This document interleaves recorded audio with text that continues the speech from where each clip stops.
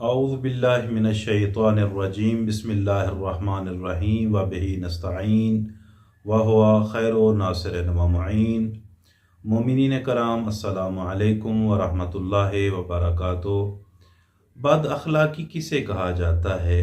لوگ کسی کو، ہر انسان کو بد اخلاق کہہ دیتے ہیں۔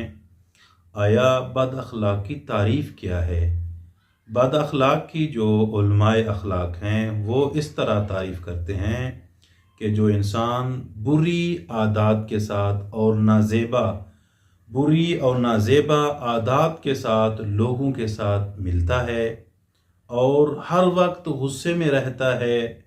تیسری چیز فرمایا کہ جو صلہ رحمی اور عاجزی نہیں کرتا وہ بد اخلاق کہلاتا ہے، اور اس کا بہت برا گناہ ہے۔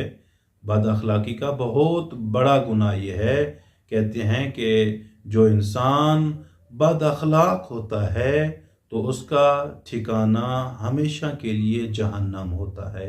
والسلام علیکم ورحمۃ اللہ وبرکاتہ۔